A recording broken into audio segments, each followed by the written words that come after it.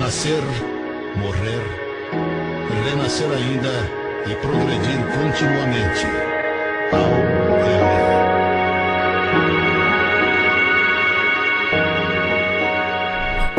Meus amigos, que satisfação, que alegria e que gratidão estar aqui outra vez, ao lado de criaturas tão queridas, conhecidas, para revê-las, reconhecer outras, abraçar outros companheiros, para encontrar aqui tantos amigos que eu vou evitar nominar, para não correr o risco de não citar alguém, porque são muitos companheiros queridos que estão no nosso coração de maneira muito expressiva na gratidão e na alegria.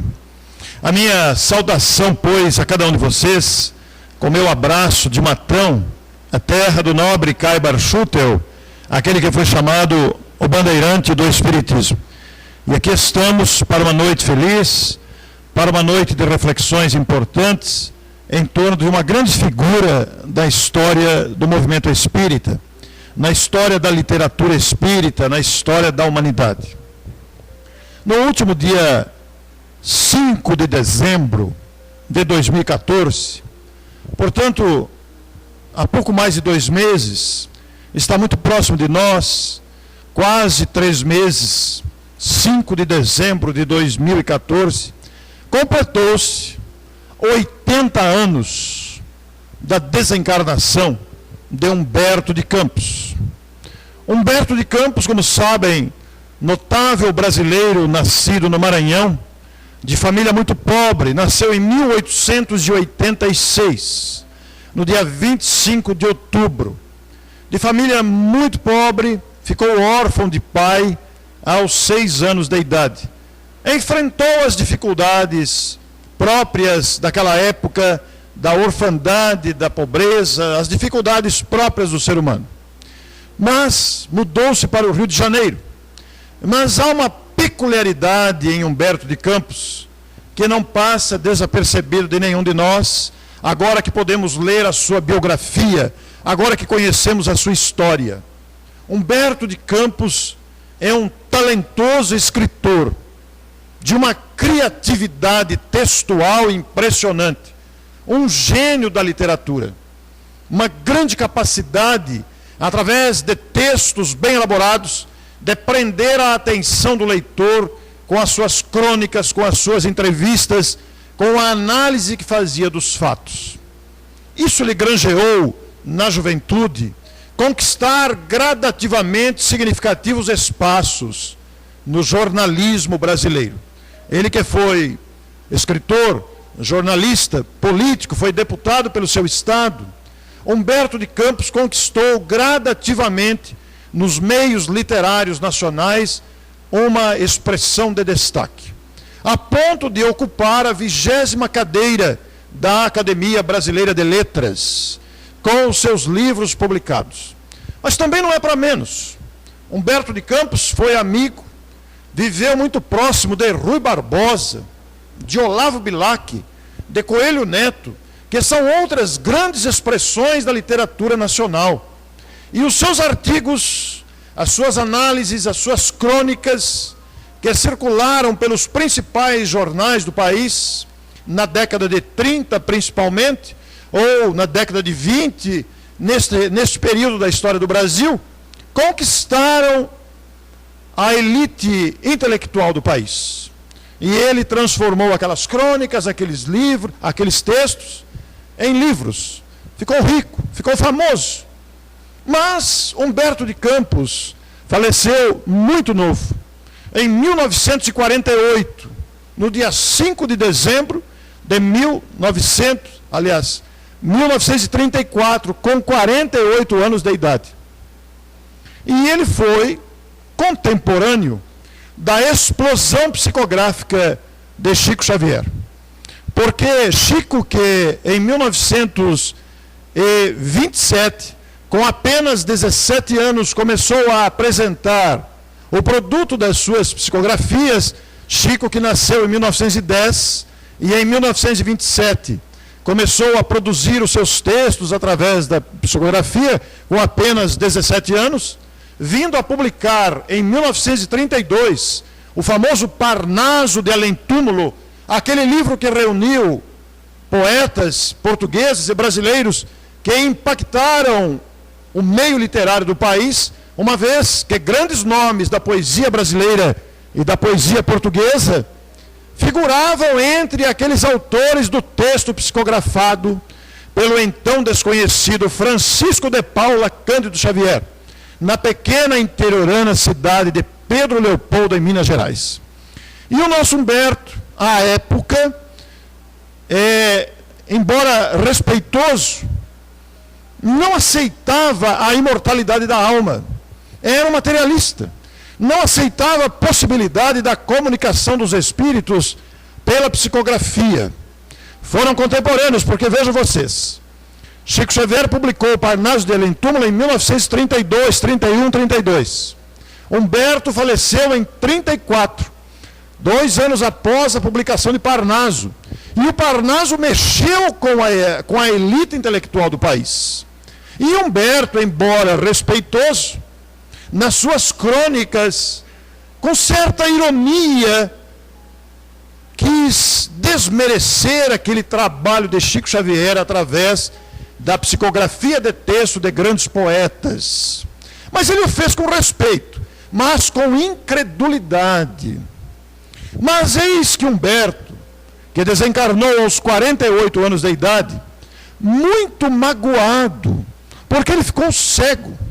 Ele ficou cego, embora rico, mas ficou cego, desprovido da visão, ele que gostava tanto de escrever, um talento, uma genialidade intelectual, desencarnou com uma certa mágoa no coração, justamente pela impossibilidade de enxergar. Mas quando ele desencarnou, ele diria mais tarde, através da psicografia do próprio Chico, ele teve um impacto muito forte ao perceber que continuava vivo.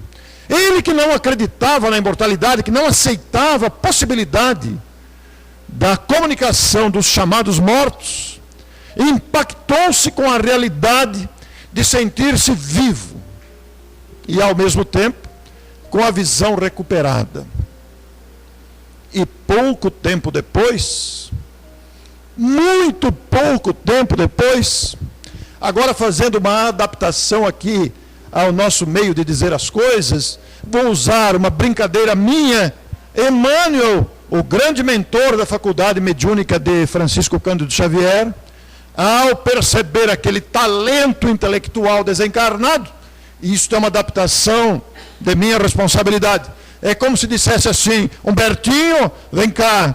E juntou o grande Humberto de Campos, o notável escritor brasileiro, àquela equipe de luminares, de espíritos comprometidos com a disseminação do Evangelho, com a multiplicação do conhecimento espírita para o Brasil inicialmente, gradativamente para o mundo, das verdades trazidas pelos benfeitores vinculados e comprometidos com a proposta de Jesus. E Humberto integrou-se a este grande número de espíritos que, através da psicografia de Chico Xavier, iluminaram e continuam iluminando as nossas vidas. Quando foi visitar Pedro Leopoldo, apresentou-se ao então jovem Chico Xavier e falou: você que é o menino de Pedro Leopoldo? E Chico falou: sim, sou eu. Quem é o senhor? Eu sou Humberto de Campos. E devidamente autorizado pela supervisão de Emmanuel, o notável escritor brasileiro Humberto de Campos, membro da Academia Brasileira de Letras, um gênio da criatividade textual, começou a escrever pelas mãos do notável médium de Uberaba. Antes Pedro Leopoldo, a partir de 59, Uberaba. Mas foi tudo em Pedro Leopoldo que Humberto escreveu. E começou a escrever. Notem que foi muito cedo, porque ele desencarnou em 34, há 80 anos. O prefácio do livro Boa Nova, que não é o primeiro, está datado de 1940. É pouco tempo. Mas Esses textos psicografados pelo médium Chico Xavier, que foram em grande quantidade, se transformaram em livros, muitos livros. E Chico publicou pela Federação Espírita Brasileira os notáveis Cartas e Crônicas, Reportagens de Além-Túmulo, Palavras, ou melhor, Brasil, Coração do Mundo, Pátria do Evangelho, Boa Nova, Lázaro Redivivo e outras obras. Mas acontece que o fato do grande escritor assinar pelas mãos de Chico Xavier o nome consagrado e famoso, reconhecido nacionalmente como Humberto de Campos, gerou uma grande pendenga jurídica no país, porque a família do falecido, a viúva e 2 dos filhos, porque ele tinha 3 filhos, 2 moços e uma moça. A moça não quis participar, mas os 2 filhos homens e a viúva entraram na justiça contra o médium e contra a Federação Espírita Brasileira, que publicou os livros assinados por Humberto de Campos, exigindo direitos autorais. Porque, afinal de contas, se o meu marido está escrevendo, se o meu pai está escrevendo, nós queremos direitos autorais desses livros, porque o autor intelectual é outro. E se for mentira, se for uma fraude, nós queremos indenização por danos morais. E este processo balançou os meios jurídicos do país, foi manchete das páginas dos grandes jornais, das revistas de circulação no país na época, principalmente nas capitais, como São Paulo, Rio, Salvador, Porto Alegre, mexendo com a memória intelectual, com a elite intelectual do país.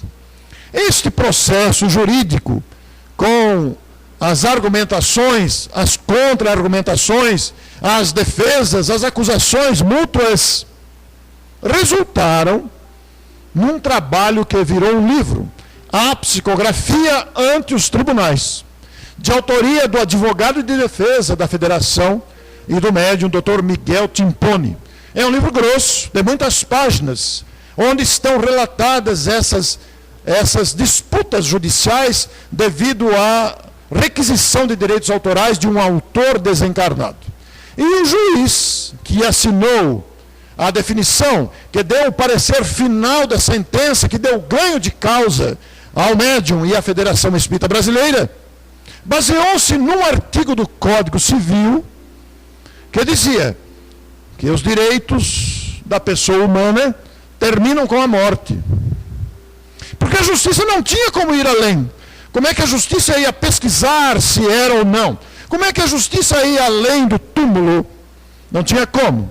Futuramente, passaram-se os anos e hoje a psicografia já foi usada como prova judicial para inocentar réus, acusados de assassinatos, etc., inclusive com o exame grafoscópico de assinatura. Reconhecida a autenticidade da assinatura, que dava para reconhecer firma no cartório.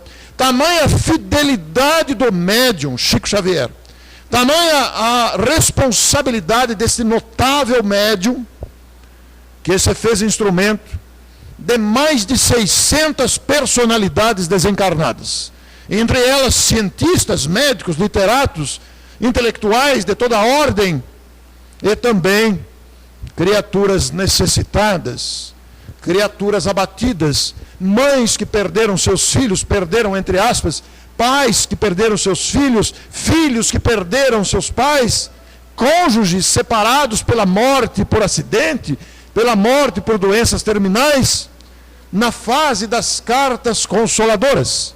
Em Uberaba, principalmente, quando aquelas grandes peregrinações vazavam à madrugada, para que o médium, ali acercado de muitas criaturas sofridas pela dor da morte, recebessem o conforto da imortalidade.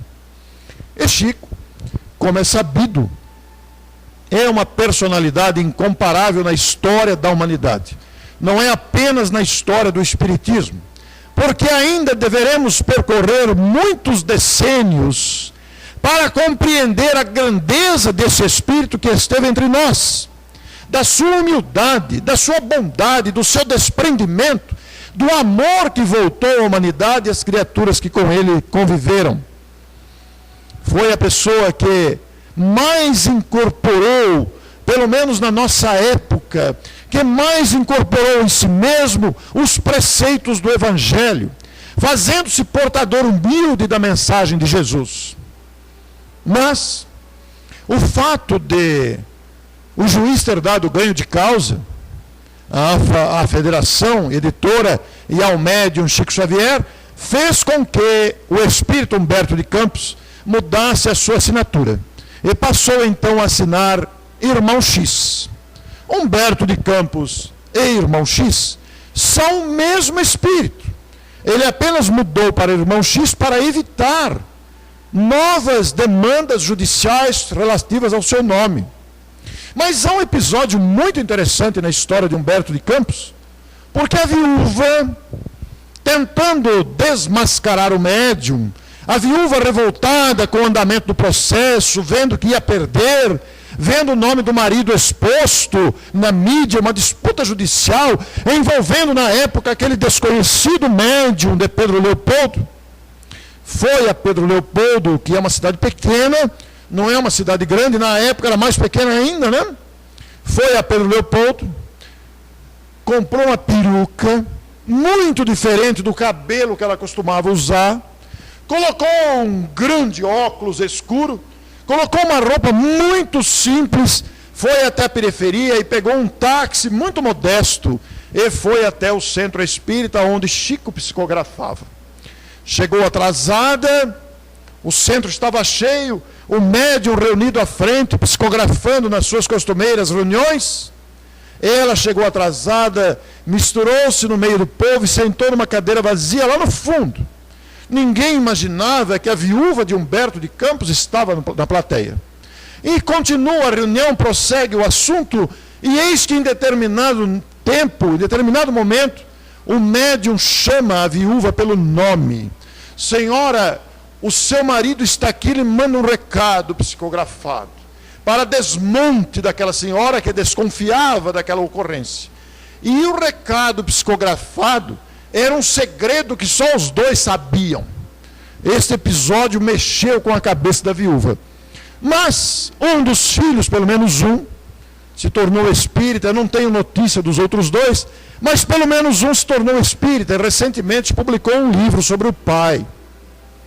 Mas Humberto de Campos, como disse a vocês, dentre os inúmeros livros que publicou, que escreveu através da psicografia de Chico Xavier, está o livro Boa Nova. O livro Boa Nova, como disse, tem prefácio de 1940. É um livro antigo. Quem aqui ainda não leu Boa Nova? Não tenho vergonha, podem levantar a mão. Quem não leu? A grande maioria. E isso é muito natural. Sabe por quê? O livro é de 1940. É um livro antigo. Mas ele está disponível.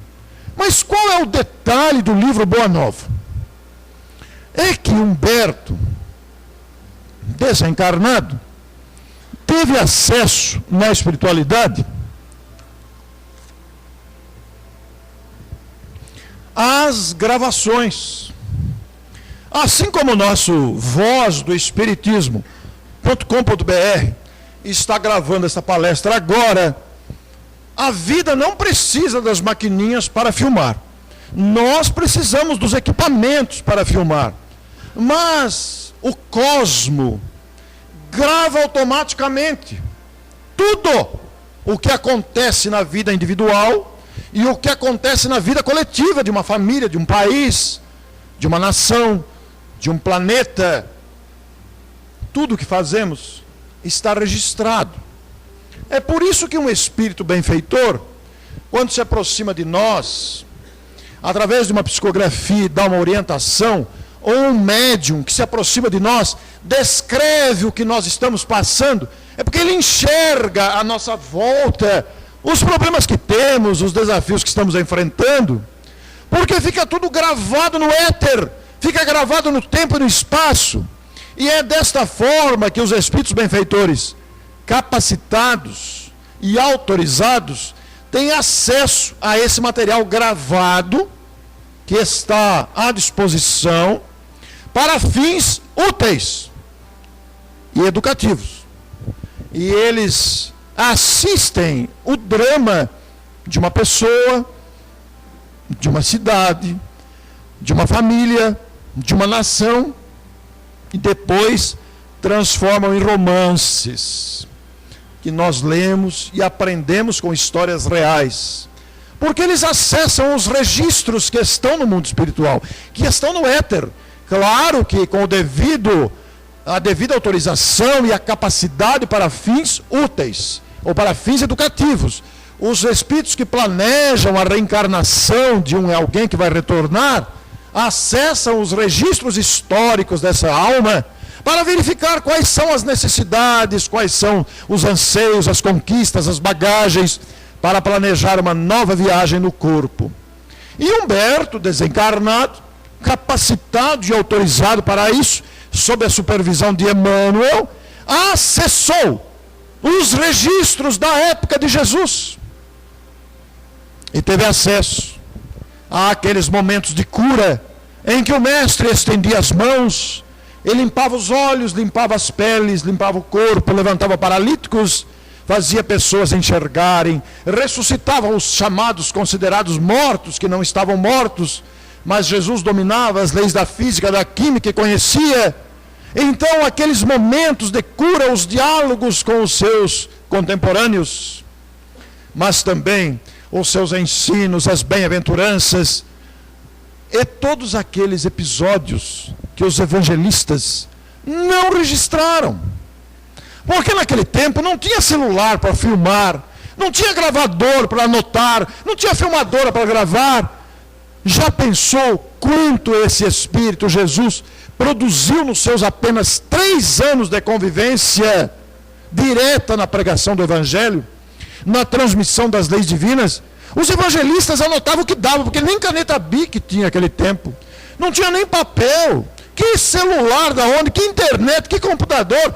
Eram papiros, quase papiros, aqueles rolos que tinha que fazer riscos e anotações primárias e precárias, para que isso atravessasse os séculos e chegassem até nós, nas anotações de Lucas, de João, de Marcos, de Mateus, os evangelistas. Mas muita coisa não chegou. E Humberto foi lá nos registros e assistiu novamente. E agora vem transmitir para nós, através do livro Boa Nova, principalmente, porque em outros também fez isso, mas especialmente no livro Boa Nova, ele vai contar esses episódios nas cores vivas e vibrantes do seu texto genial. Vamos encontrar ali Maria de Nazaré, Lázaro, Judas, os 500 da Galileia, e outros episódios retratando aqueles episódios vivos da época maior na história da humanidade, quando o governador do planeta se fez visível para nós e modificou as estruturas totais do planeta, alterando o tempo em antes e depois dele. Notável. Então, quem não leu o livro Boa Nova, leia antes de desencarnar, para não perder a oportunidade e levar consigo este conhecimento, que não pode deixar de ser conhecido. Porque do jeito que o tempo está passando, do jeito que está acelerado o nosso tempo, nós vamos desencarnar breve. Eu não sei se vai ser essa noite, daqui 10 anos, daqui 3 meses, mas todos nós teremos que voltar, porque nós não somos daqui, nós estamos aqui. E será muito melhor desencarnar com o conhecimento prévio do amor trazido pelo Evangelho, com as orientações sobre o perdão, sobre a gratidão, a alegria de viver, a sintonia com o Criador, os propósitos da vida, apresentados com a vibrante luz que a criatividade, a genialidade de Humberto de Campos é capaz de transformar em letras, em frases, em capítulos, em parágrafos que nos encantam. Mas o mais interessante é que esta capacidade do médium, o nosso Chico Xavier, que vai fazer 13 anos que ele desencarnou. Em 2015 vai fazer 13 anos da sua desencarnação.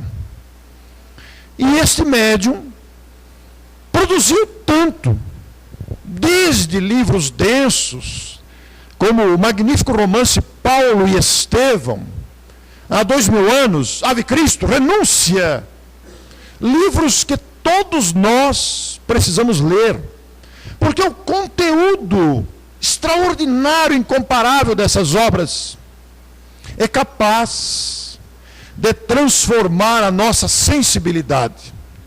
Mas Chico não psicografou apenas romances densos e longos.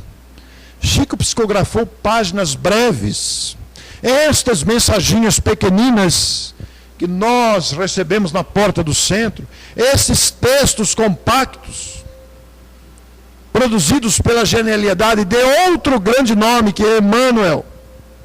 Este espírito que é capaz de transmitir grandes ensinamentos numa frase, numa palavra, às vezes, num parágrafo. Ele é capaz de dar um roteiro de vida, além dos romances densos que escreveu, nas interpretações dos ensinos do Evangelho. Esse médium produziu muita coisa. Além de dar vazão a essas entidades que se utilizaram do seu raciocínio, da sua disposição, da sua mansidão, para transmitir as orientações vivas do Evangelho e da doutrina espírita, Chico também se fez portador de várias mensagens, como disse a vocês, consoladoras, mensagens particulares, nominais, destinada a determinada pessoa que estava passando por grande aflição, uma notícia de um marido desencarnado, a esposa que vem consolar, um filho que vem dizer: a mamãe, estou vivo.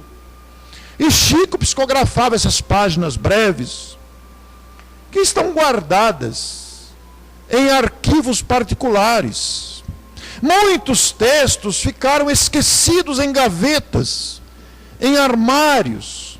Por isso é que, embora o médium tenha falecido em 2002, continuam a ser publicados livros de sua psicografia.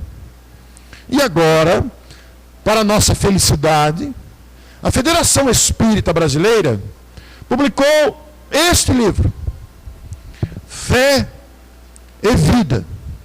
E notem que há uma tarja aqui em cima, inédito. São diversos espíritos de textos que estavam esparsos, que estavam guardados, esquecidos. E a Federação, em parceria com o Centro Espírita União da capital paulista, publicou este livro, que é de autoria de diversos espíritos.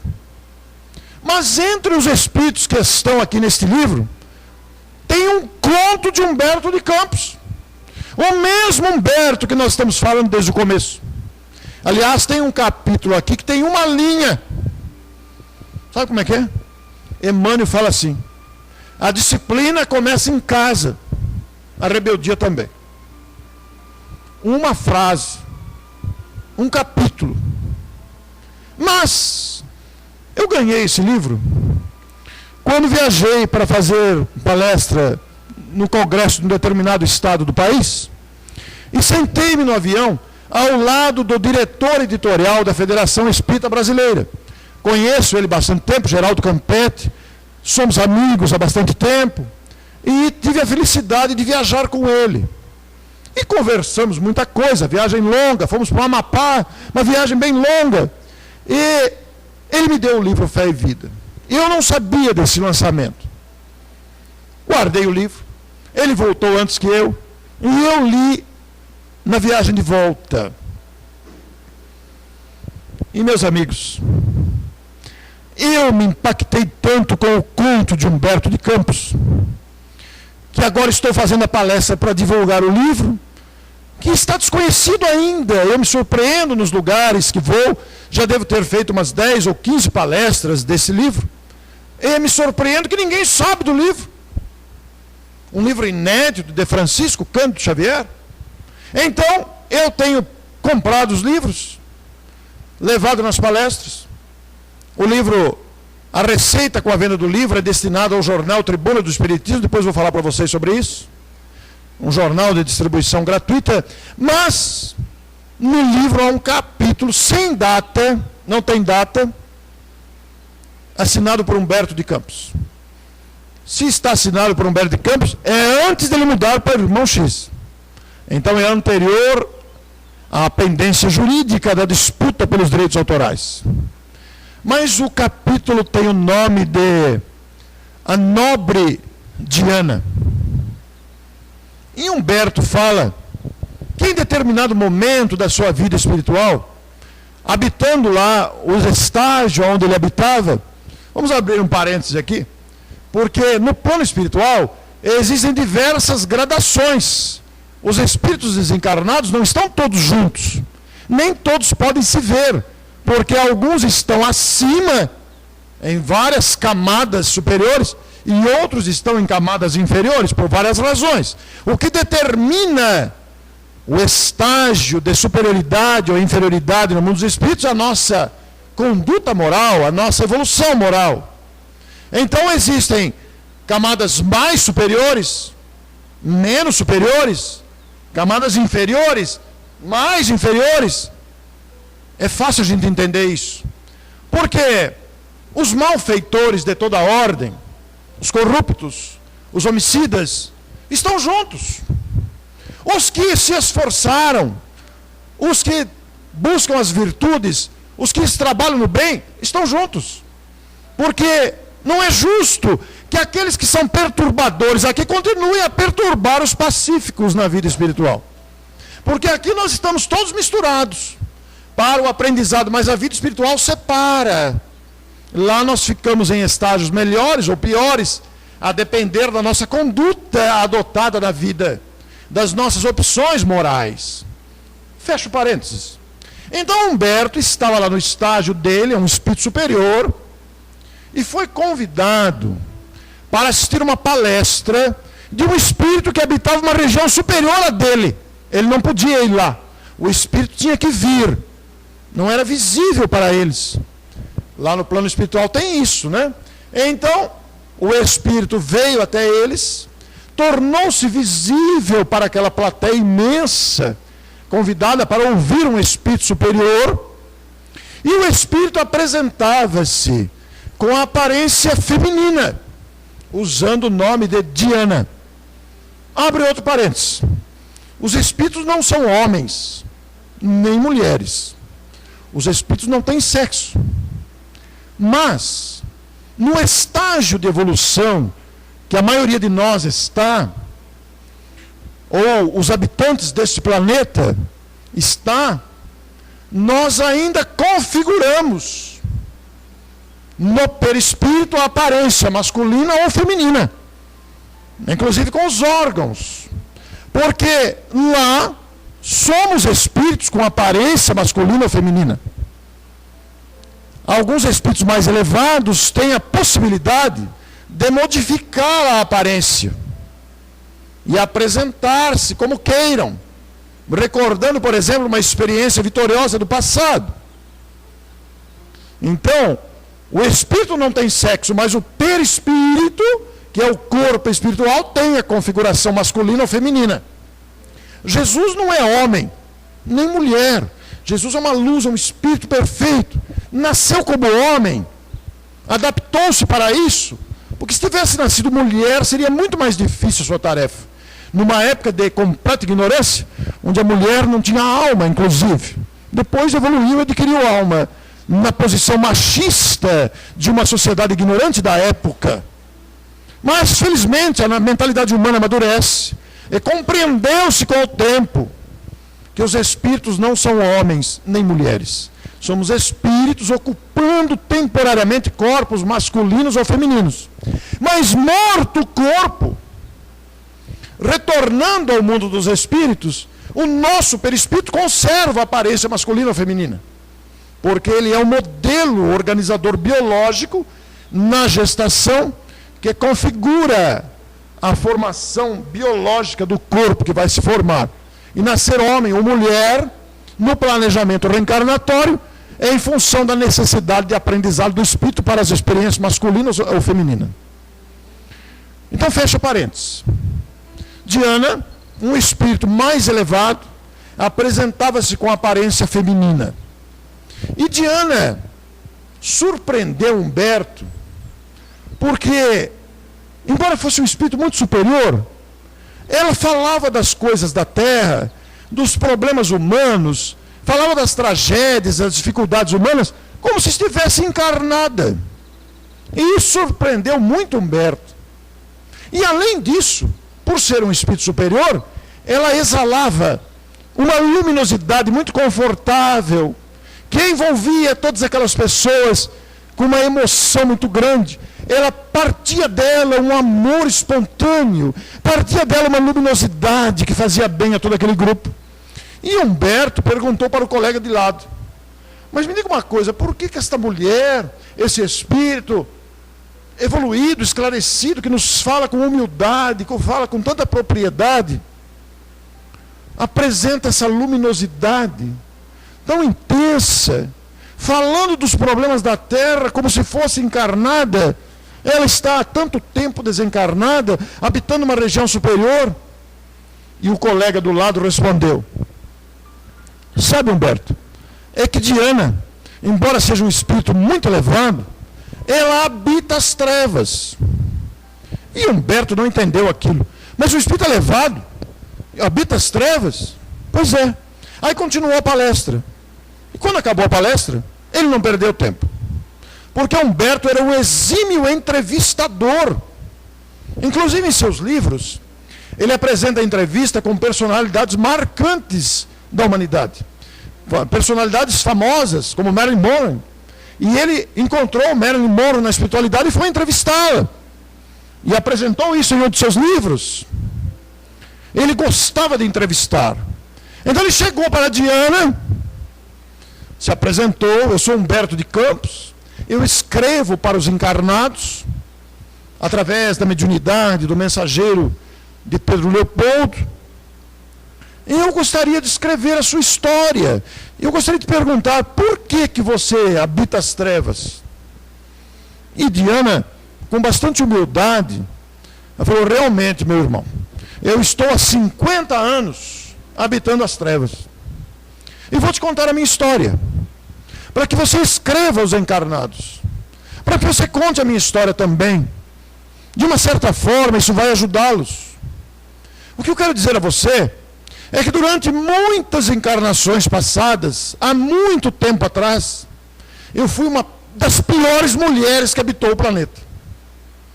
Porque eu fui uma mulher muito ciumenta, mas muito ciumenta, extremamente vaidosa e muito egoísta. Para você ter uma ideia, de encarnação a encarnação, os meus entes queridos, meus pais, meus maridos, porque foram várias encarnações, os meus maridos das diversas encarnações, os meus filhos, alguns eram os mesmos, às vezes vinham outros, eu transformava a vida deles no inferno. Todas as encarnações foram assim, dezenas delas, porque eu queria que a minha vontade prevalecesse. O meu ciúme transformava o ambiente da minha família, do meu trabalho, no inferno. E a minha vaidade me fez perder muitas oportunidades de crescimento. Cada intervalo de encarnação, quando os meus guias espirituais me recebiam, conversavam comigo, traçavam diretrizes para eu me libertar daquelas imperfeições, mas eu voltava à terra e fracassava de novo. Foram dezenas de encarnações fracassadas, eu voltava cada vez pior, sempre lamentando, sempre vencida pela vaidade, vencida pelo egoísmo, vencida pelo ciúme. Mas eu entrei num dilema tremendo, porque os meus familiares começaram a evoluir. Eles foram subindo as escalas do progresso e eu fui ficando estacionária, sozinha. Comecei a me sentir solitária. E num instante de intenso desespero, Porque eu não conseguia deixar de sentir ciúmes. Não conseguia me libertar da vaidade. Não conseguia me libertar do egoísmo. E em momento de intenso sofrimento, o meu amigo espiritual se apresenta novamente e fala: Diana, são dezenas de encarnações fracassadas. E eu quero te fazer uma proposta, porque para mim foi a medida ideal. Eu quero te propor. E ela chorava: Diana, volte à Terra. Nós vamos proporcionar a você uma reencarnação na extrema miséria material. Você vai ser órfão, vai ficar viúva muito cedo, e antes da viuvez, nós vamos te mandar 4 espíritos deformados. Vamos abrir um parênteses aqui. O perispírito, que é o corpo espiritual, sofre lesões por causa das nossas escolhas morais. Então, no mundo espiritual trevoso inferior, existem espíritos deformados, cabeça grande, mutilados, sangrando, corpos, como nós temos aqui na Terra também. São espíritos atingidos pela consciência de culpa, remorso intenso. São aqueles espíritos perversos na moralidade, que abusaram, que exploraram, que fizeram todo tipo de abuso, e que quando cai em si, o remorso consciencial os deforma.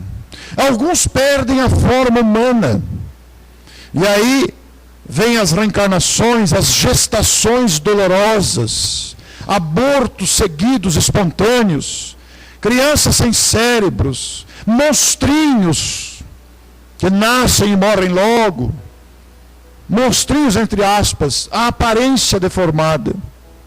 Então nós vamos te mandar 4 desses espíritos deformados para serem seus filhos. E ela esperneou, chorou: não, pelo amor de Deus, eu não vou aguentar isso, eu não vou ser capaz, eu vou fracassar de novo. Diana, até quando, Diana? E depois de vários argumentos e contra-argumentos, ela acabou aceitando. Nasceu na extrema miséria num determinado país, ficou órfã de pai e mãe logo cedo, e enfrentou todo tipo de humilhação, passou fome, passou sede, dormia na rua, etc, etc, não tinha nada, não tinha família, muita miséria, muita necessidade material. Na juventude casou-se com um homem deformado, de aparência deformada, muito feio, todo deformado, que lhe deu 4 filhos deformados. Além da deformação física, da feiura, da aparência, 2 eram aleijados. Um era leproso e o outro era cego. E a nossa Diana ficou viúva em seguida, sem ter nenhuma receita para sobreviver, nenhum dinheiro, nenhuma renda. E esta Diana, que passou fome novamente com os filhos, que passou sede, que não tinha onde aconchegar essas crianças, todo dia de manhã era obrigada a pegar aqueles, entre aspas, com todo respeito, aqueles monstrinhos, aquelas criaturas horríveis, aquelas criaturas feias, deformadas, que causavam repugnância no povo, sair pelas ruas da cidade e esmolar da caridade pública o primeiro alimento do dia. E como as crianças eram feias, horríveis, deformadas, capengas, elas eram rejeitadas, apedrejadas, enxotadas, discriminadas, maltratadas, desprezadas. Mas a nossa Diana foi vivendo a sua vida neste sofrimento intenso de ter que buscar o necessário para sobreviver. E novamente o egoísmo surge com toda a força, e ela teve o ímpeto de largar as crianças. Ela teve aquele desejo de: para que eu vou cuidar dessas criaturas deformadas? E eu vou abandonar tudo e cuidar da minha vida. Mas o instinto maternal falou mais forte. E ela não foi capaz de abandonar aquelas que eram fruto do seu próprio ventre. Aquelas criaturas deformadas e feias, necessitadas de cuidados permanentes. Eram filhos dela. E ela deveria cuidar deles, exigindo-lhe dedicação 24 horas por dia. Ciúme do quê? Vaidade para quê? O objetivo dela era cuidar daquelas crianças. Ela não tinha tempo para vaidade. Não tinha condições de sentir ciúme, não tinha tempo para isso. E o egoísmo não tinha espaço na sua vida, porque aquelas crianças dependiam dela para tudo. Tudo. Os 2 aleijados morreram primeiro. O leproso foi depois. E o cego ficou com ela até os 40 anos. Depois que o cego morreu, ela também desencarnou. E chegou ao mundo dos espíritos e sentiu uma felicidade diferente. Sentiu que havia se libertado do ciúme. Sentiu que havia se libertado do egoísmo. Sentiu que havia se libertado da vaidade, que já não tinha mais nenhum significado para ela. Numa encarnação, depois de dezenas de outras fracassadas, cujas experiências foram acumuladas, esse espírito conseguiu despertar. E ela diz para Humberto: por gratidão aos espíritos com consciência de culpa, aos espíritos com remorso avassalador da consciência, que deformam os seus perispíritos e estão nas trevas do arrependimento e do remorso, por gratidão a eles, eu permaneço nas trevas, tentando e trabalhando para a recuperação de outros que aqui chegam, deformados pelos remorsos e pelas angústias da consciência de culpa. Por gratidão. Quando eu li essa história, e eu não consigo transmitir nas palavras a emoção que Humberto transmite no texto, e eu chorei copiosamente no avião. Eu não sei o que a pessoa do lado pensou, mas eu não pude conter o choro. Porque a gente começa a pensar, eu comecei a pensar na quantidade de criaturas desprezadas, humilhadas, abandonadas, socialmente discriminadas, porque se apresentam sem nenhuma condição de sobrevivência, porque se apresentam sem o mínimo necessário para comer, porque não têm onde dormir, porque não tomam banho, porque são maltrapilhos, porque cheiram mal. E a nossa mediocridade humana, o nosso preconceito humano, não estou falando de nós aqui nessa tuba, estou falando do nosso gênero humano. O nosso preconceito humano despreza essas criaturas socialmente mal apresentáveis, seja na aparência, seja na vestimenta, seja nas deformações que apresentam, seja na condição social que vivem, sem imaginar que ali pode estar uma alma que, ao desprender-se desta encarnação, pode estar, não quer dizer que esteja, pode estar uma alma que, ao desprender-se nesta encarnação, alcance altos páramos da espiritualidade, porque conseguiram vencer a si mesmos. Porque o nosso maior problema somos nós mesmos. Nós, com as nossas neuroses, com as nossas angústias, com as nossas fraquezas, com as nossas imperfeições, nos perdemos muitas vezes, não é mesmo? E isso nos faz lembrar os 150 anos de O Céu e o Inferno, a quarta obra da codificação espírita. Allan Kardec preocupou-se com a questão, porque até pouco tempo o céu era apresentado como um lugar ocioso em que ficamos a tocar a harpa para a eternidade, em cima das nuvens, a tocar a harpa indefinidamente. A gente toca a harpa um dia, no outro dia o que tem para fazer aqui? Tem para varrer as nuvens aqui, fazer chover lá embaixo no sudeste que está faltando água? Ou o que nós vamos fazer agora? Não existe o céu de ociosidade. O que é o céu? É embaixo ou em cima? Quando a astronomia já mostrou que não existe o embaixo ou em cima, o universo. E o que é o inferno? Será que somos ingênuos de acreditar que existe um caldeirão para jogar os perversos lá dentro, com uma figura satânica que fica cutucando com um garfo lá, para a eternidade, de um ser que Deus não pode? Não, isso é história para assustar a criança. Não existe o céu nem o inferno. O céu e o inferno são estados conscienciais. Quem faz o bem, quem tem a consciência em paz, quem guarda a alegria de viver, quem guarda a gratidão, está no céu, desde já. Quem guarda mágoa, quem tem inveja, quem tem ciúme, quem tem rancor, quem não perdoa, está no inferno da consciência que não consegue se ajustar.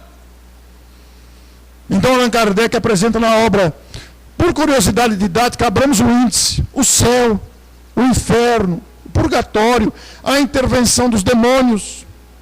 Porque um tempo achava-se que os espíritos eram demônios. E ai quem fosse espírita. Eu mesmo, quando comecei a namorar minha esposa, cidade pequena, muito pequena, minha esposa católica, eu reconhecidamente espírita, de família tradicionalmente espírita. Minha esposa foi chamada, vem cá, meu bem. Entrou no fundo de uma loja lá. Você tem coragem de namorar um feiticeiro? Isso em 1977. A intervenção dos demônios. E depois, na segunda parte, os depoimentos dos espíritos classificados por Allan Kardec. Espíritos felizes, espíritos endurecidos, espíritos suicidas, espíritos homicidas. Está lá na segunda parte da obra. Mas na primeira parte tem 2 documentos preciosíssimos. A passagem em que Allan Kardec analisa a questão da morte. Afinal de contas, a morte dói ou não? Não, a morte não dói. O que dói é a consciência do que fizemos ou do que deixamos de fazer. E outro documento importantíssimo é o Código Penal da Vida Futura. Porque aqui na vida, vamos situar a vida brasileira, nós temos o Código Penal, né? Que determina punições para as lesões à lei. E Allan Kardec, utilizando-se do ensino dos espíritos, elaborou um documento em 33 itens, Código Penal da Vida Futura. Ora, quando que é a vida futura? Daqui 1 minuto já é vida futura. Daqui 3 horas? Daqui 10 anos? Durante o processo de morte, na vida espiritual, na próxima existência, é vida futura. E em síntese, este Código Penal da Vida Futura resume-se em 3 princípios. O sofrimento é decorrente da imperfeição que carregamos. A gente sofre porque é imperfeito. A gente tem ciúme, a gente tem inveja, a gente tem arrogância, a gente tem ganância, a gente não perdoa, então a gente sofre. Por isso que a gente sofre. E Allan Kardec, no segundo item, em síntese, vamos encontrar que a imperfeição, que são essas imperfeições citadas e outras, carrega consigo, carrega nas costas o próprio sofrimento. Claro. O sofrimento é decorrente da imperfeição, pois que a imperfeição carrega consigo o próprio sofrimento. Uma pessoa ciumenta vive sofrendo. Uma pessoa que não perdoa vive sofrendo. E terceiro item, a vontade, esse atributo humano, essa capacidade de agir, nos faculta nos libertarmos das imperfeições. Nós podemos abrandar as imperfeições, podemos prolongá-las com a nossa teimosia, com o nosso endurecimento, não perdoo, não dou para se torcer, ou extinguir a imperfeição. Tudo bem, a pessoa não gosta de mim, siga a sua vida. A pessoa me ofendeu, o problema dela, ou dele. E aí a gente não sofre. E adquire a virtude de sentir-se com a paz de consciência, fazendo o melhor de nós. Então o livro Céu e Inferno é espetacular. Porque Diana estava no inferno do ciúme, da vaidade e do egoísmo. Mas ela entrou no céu quando ela decidiu se libertar, ainda que no começo hesitante. Ela aceitou o desafio de encarar aquela expiação, aquela prova, e ela saiu vitoriosa porque ela desejou, ela queria se libertar. Eu tenho feito em minhas palestras uma confissão pública. Eu vivi uma experiência muito dolorosa recentemente, e eu conto isso, principalmente para destacar uma coisa: o palestrante não é diferente de ninguém, é uma criatura igual das outras, com os mesmos desafios, com as mesmas imperfeições. A única diferença entre o palestrante e o público é que o palestrante perdeu a vergonha de falar em público, só isso. É a única diferença. A única. Então eu sou editor à distância, trabalho pela internet, analiso conteúdo de livros. Então eu tenho que ler os originais para avaliar se vai ser publicado, se não vai, se está errado, se está certo, o que é. E eu estava lendo os originais de um romance, um romancinho, bem simples, como tantos outros, mas vale a pena a publicação pela história em si. E eu não sou revisor. Quem faz a revisão é outra pessoa. Eu não sou revisor de português. Mas eu analiso os originais. E fui lendo o livro e fui me deparando com erros grotescos de português. Vou dar um exemplo para vocês, único, só para vocês sentirem a gravidade do erro. Tem uma frase escrita assim: no seio da família, pai, mãe e filhos viviam em harmonia. Só que a palavra seio estava escrito com C. Falei, meu Deus! Eu fui procurar no dicionário, existe a palavra seio com C? Não existe palavra seio com C. A palavra seio é com S. O seio feminino e o seio de um ambiente. E fui me deparando com outros erros grotescos, de pronúncia semelhante e escrita diferente, como sessão com 2 S, sessão com C cedilha e por aí vai. E eu comecei a pegar uma implicância com a autora, por causa dos erros que eu fui encontrando. E caí na faixa da maledicência. Comecei a falar mal da autora. Para minha esposa, nossa, essa mulher não lê nada. Como é que pode escrever desse jeito? Será que não lê? Devia ter feito uma pré-revisão, olha o tempo que estou perdendo com isso aqui. E comecei, mas fui até o fim, ajustei o que eu pude, e foi para a editora para a revisão. O livro não saiu ainda, está para sair. Mas eis que há alguns dias ela me liga. E fez várias perguntas sobre a edição do livro. Quando que vai sair? Como é que vai ser o lançamento?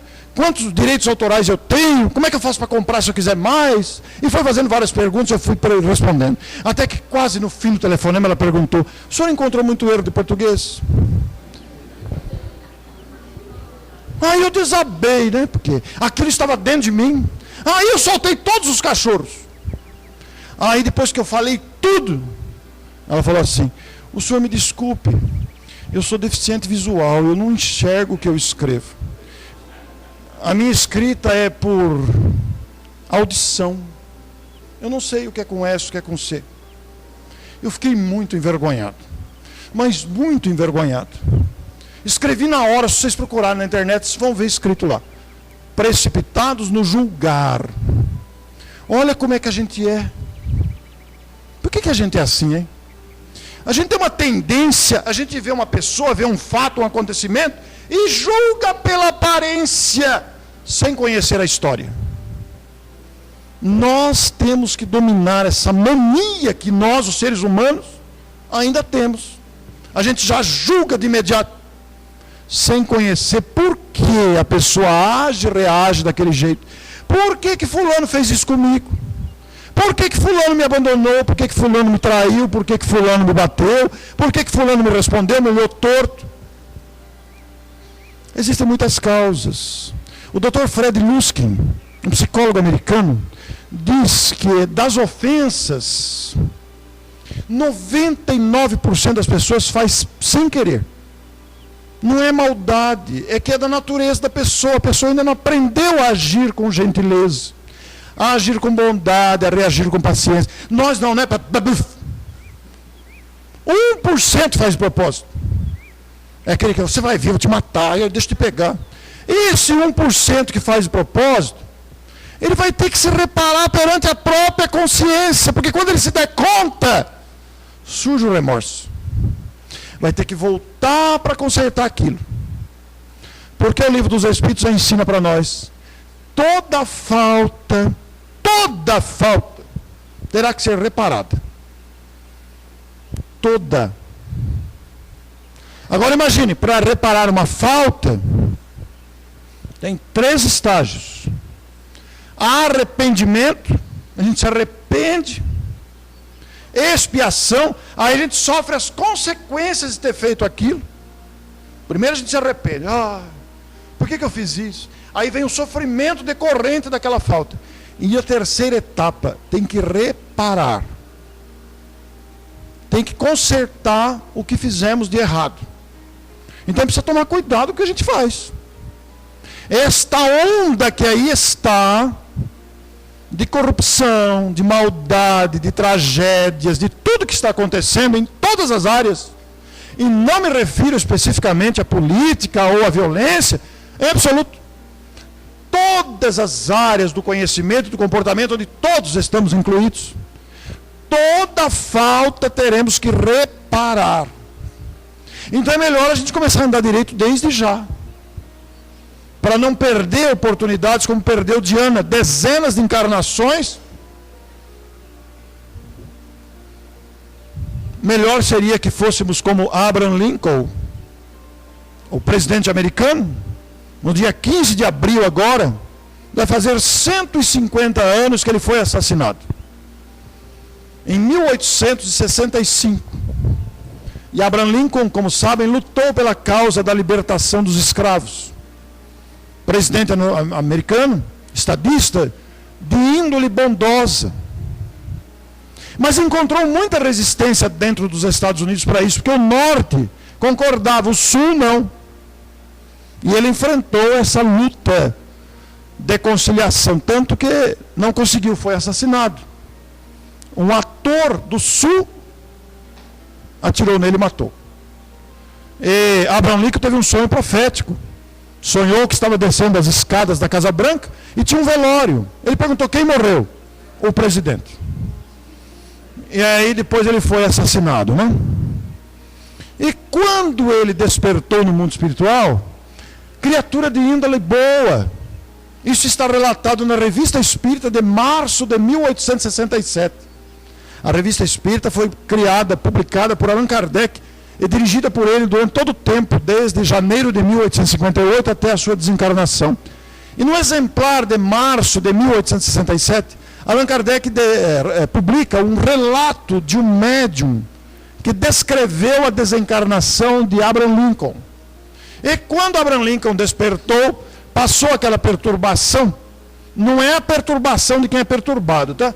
É a perturbação de despertar de um sonho, de um sono pesado ou de uma anestesia. A morte é assim. A gente vai abrindo os olhos devagar. Onde que eu estou?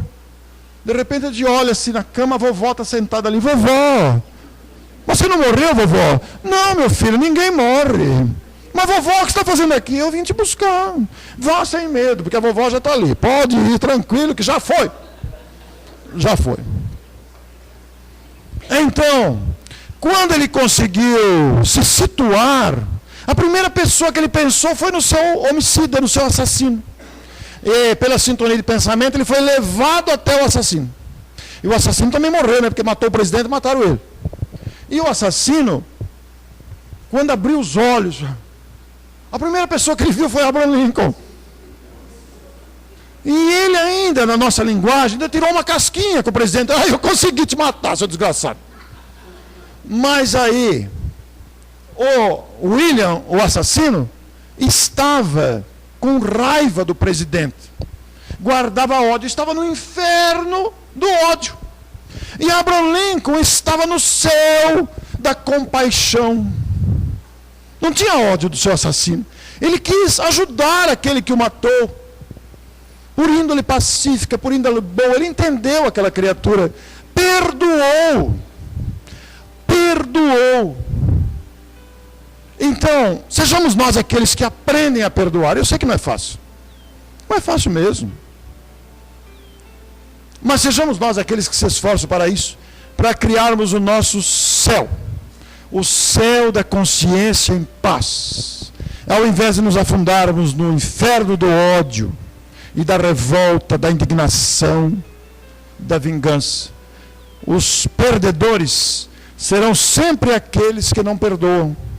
Os perdedores serão sempre aqueles que teimam.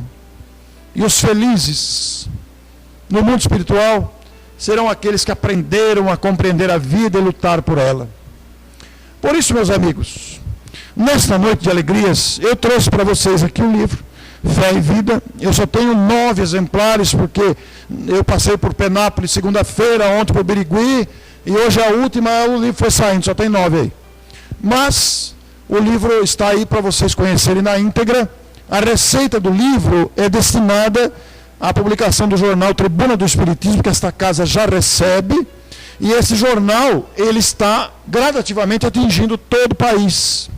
Ele é de distribuição gratuita, está com 15 mil exemplares, e ele tem uma tiragem de 15 mil exemplares, e é mantido por patrocínios. Então, tem alguns exemplares aqui, quem não viu ainda, eu gostaria que pegasse, para conhecer. Ele também está disponível virtualmente. A edição de março, que ainda não está no site, mas breve estará, está um brinco, e nós queremos ver se atingimos Araçatuba de maneira mais ampla, porque está vindo somente para esta casa, por enquanto. E trouxe aqui alguns jornais. Tem alguém fazendo aniversário hoje?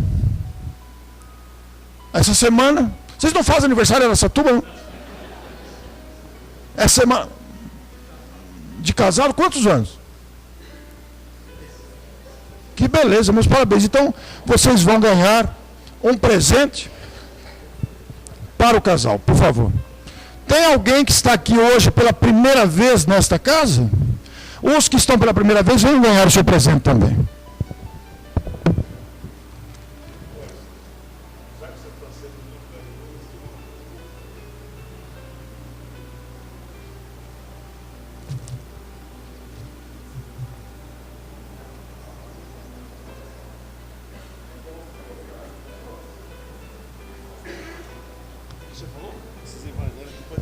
Olha, quem não tiver o Evangelho segundo o Espiritismo, quem não tiver, a distribuição é gratuita, está aqui para pegar.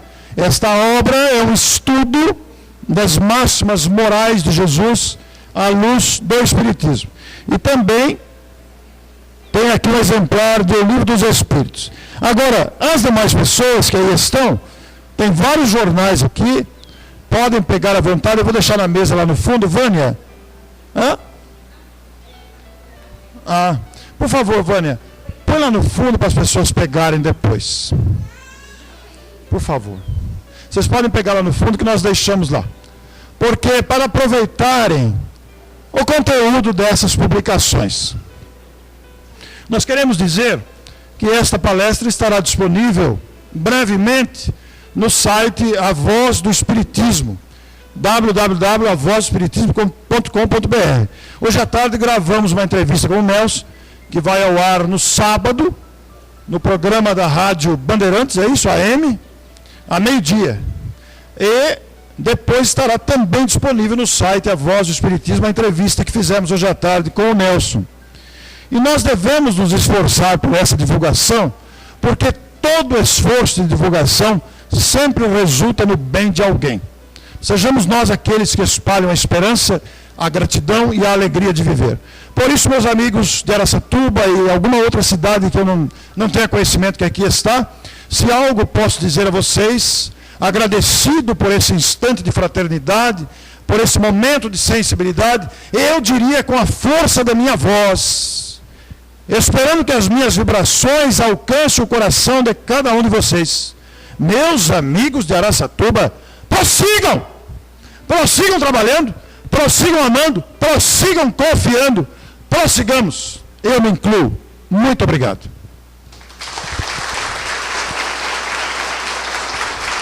Muito grato.